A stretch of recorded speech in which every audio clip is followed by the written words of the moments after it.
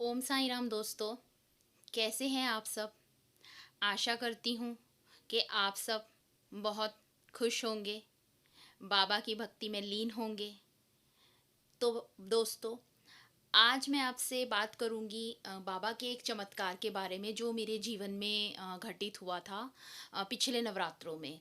तो पिछले नवरात्रों से पहले, तो दोस्तों देखिए, बाबा आए दिन कोई ना कोई चमत्कार तो करते ही रहते हैं और मुझे उम्मीद है कि हम जितने भी साईं भक्त हैं, सबके जीवन में बाबा ने बहुत से चमत्कार किए होंगे। तो मेरे साथ भी काफ़ी सारे चमत्कार हुए हैं, पर ये जो एक ऐसा चमत्कार था जिससे कि मैं तो बाबा को बहुत ज़्यादा मानती हूँ, पर ऐसा हुआ कि मेरे बच्चे भी बहुत ज़्यादा बाबा को मानने लग गए। हाँ, मेरे जो हस्बैंड हैं वो अभी भी इतना यकीन नहीं करते हैं, पर इस चमत्कार से मेरी बेटी जो है ख़ास तौर से वो बहुत हैरान हो गई थी। तो दोस्तों, हुआ क्या था कि पिछले नवरात्रों से कुछ दिन पहले, यानी कि आप लगा लीजिए कोई 3-4 दिन पहले, वीरवार का दिन था। तो मैं बाबा के मंदिर गई थी। मेरे हस्बैंड अपनी दुकान बढ़ा के हम लगभग कोई 9:30 बजे के करीब बाबा के मंदिर गए थे। तो जब हम मंदिर गए तो उससे 1 दिन पहले, हाँ, मुझे सपना आया कि मैं देखती हूँ कि मैं शिरडी के बाहर खड़ी हूँ। हालाँकि मैं कभी जीवन में शिरडी नहीं गई हूँ, पर मेरी बहुत इच्छा है कि बाबा मुझे कब शिरडी बुलाएँगे। तो मैं देखती हूँ कि वहाँ पे कुछ लोग जो हैं वो बहुत ही बड़ा नारियल, उसे ना उसके ऊपर चढ़ के, मतलब सीढ़ी ऐसे लगा के उस पे चढ़ के वो उस नारियल को छील रहे हैं। तो मैं उन लोगों से पूछती हूँ कि ये नारियल कच्चा है या पक्का है? तो वो लोग मुझे कहते हैं कि ये तो बाबा ही जाने कि नारियल कच्चा है या पका हुआ है। तो मैं जब सुबह उठती हूँ तो मैं इस सपने को याद करती हूँ और मुझे ये सपना पूरी तरीके से याद होता है कि मैंने क्या सपना देखा था, उस सपने की एक-एक बात, एक-एक चीज़ मुझे याद थी। तो मैंने सुबह उठ के अपने घरवालों को बताया, अपने बच्चों को, अपने हस्बैंड को कि मुझे ऐसे सपना आया था। तो मुझे ऐसे लगता है कि मुझे बाबा, आज वीरवार का दिन भी है, तो मुझे मंदिर में जाके नारियल चढ़ाना चाहिए।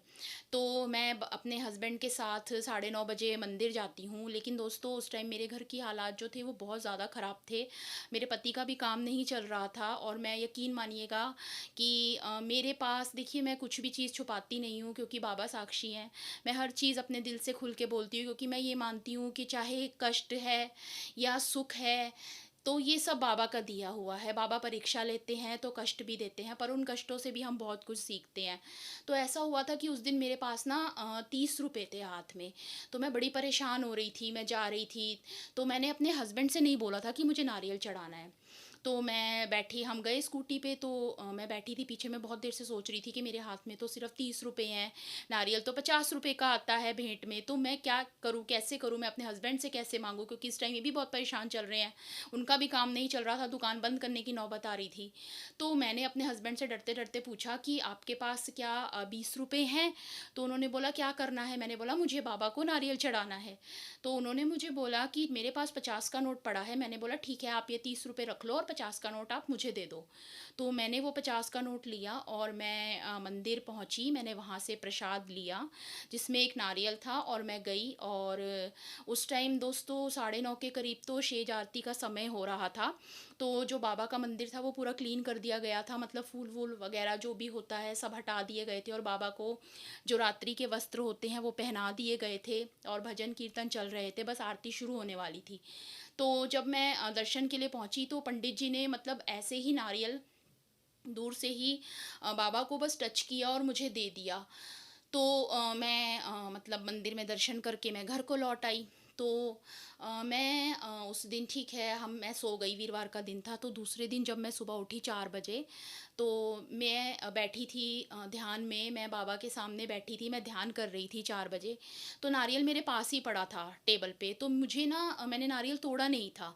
तो मुझे एकदम से मन में ऐसे ख़्याल आया कि मुझे ऐसा लग रहा है कि कल मैं वीरवार को मंदिर में गई थी ना, तो मेरा नारियल ना बाबा ने स्वीकार नहीं किया है अच्छे से। तो मैंने बाबा के सामने वो नारियल हाथ में उठाया और मैंने बाबा से प्रार्थना की, बाबा आप मेरा ये नारियल कृपा करके स्वीकार कर लीजिए। तो मैंने बाबा के चरणों में वो नारियल रख दिया।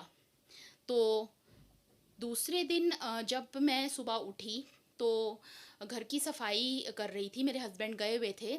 और जब मैं घर की सफाई कर रही थी तो जब मैंने झाड़ू लगाने के लिए पंखा बंद किया तो मेरी बेटी भी वहीं थी। तो एकदम से कुछ टूटने की आवाज़ आने लगी, कट कट कट का ऐसे करके कुछ इस तरीके की साउंड आने लगी। तो मेरी बेटी डर गई। तो मैंने उससे बोला, मैंने ध्यान से सुना, मैंने बोला ये आवाज़ नारियल में से आ रही है। तो दोस्तों कुछ अजीब सी आवाज़ आने लगी, तो ध्यान से सुना मेरी बेटी ने कान लगा के, तो वो आवाज़ जो थी वो नारियल में से आ रही थी। तो जैसे नारियल टूट रहा हो। तो उसके बाद मैंने अपनी बेटी को बोला कि तू एक काम कर, ये नारियल को तोड़, अभी के अभी फोड़। तो उसने वो नारियल के बाहर का जो छिलका होता है वो पूरा उतारा। और जब उसने वो छिलका उतारा तो हमने देखा कि जो नारियल था वो पूरे बराबर 2 हिस्सों में जो था टूटा हुआ था, क्रैक हुआ हुआ था। बस उसको हल्का-सा हमने ऐसे करके हाथ लगाया और वो 2 हिस्सों में हमारे हाथ में आ गया। तो मेरी बेटी को इतनी हैरानी हुई और मैं तो बाबा के आगे नतमस्तक हो गई कि बाबा, आपने मुझे सपना दिखा के मुझसे नारियल माँगा, शायद मैंने कोई मन्नत माँगी होगी जो मैं भूल गई होंगी, तो बाबा ने मुझे सपने के द्वारा वो भेंट माँग ली। और बाबा ने मेरा नारियल इस तरीके से स्वीकार किया और मेरी बेटी को भी तब से इतना विश्वास हो गया है कि बाबा वाक़ई में सुनते हैं, और तब से वो बाबा का बहुत नाम लेने लगी है, बहुत विश्वास करने लगी है। तो दोस्तों मैं यही कहना चाहती हूँ कि देखिए, बाबा हमारी एक छोटी-सी प्यार से की गई पुकार भी सुन लेते हैं। और मतलब बाबा किसी भी तरीके के आडंबरों में नहीं आते हैं कि हम उन्हें सोना, चांदी कुछ भी भेंट करेंगे। तो बाबा इतने हमारे भोले-भाले हैं कि वो भक्तों की एक छोटी-सी पुकार होती है ना, उसको भी सुन लेते हैं। तो यही मेरा मानना है कि बाबा हमारी हर एक बात हर समय सुनते हैं। बस हमें उन्हें सुनाना आना चाहिए कि हम क्या कहना चाहते हैं, हम दिल से अपनी बातें सुनाएँ अगर उन्हें, तो बाबा मेरे जो बाबा हैं, हम सबके जो प्यारे बाबा हैं, वो सब कुछ सुनते हैं। तो दोस्तों कैसा लगा आपको ये मेरा अनुभव जो चमत्कार बाबा ने मेरे जीवन में किया था? तो आप मुझे कमेंट्स में ज़रूर बताइएगा। तो अगर आपको ये वीडियो अच्छी लगी तो इसे लाइक करिएगा, चैनल को सब्सक्राइब करिएगा। ओम साईं राम।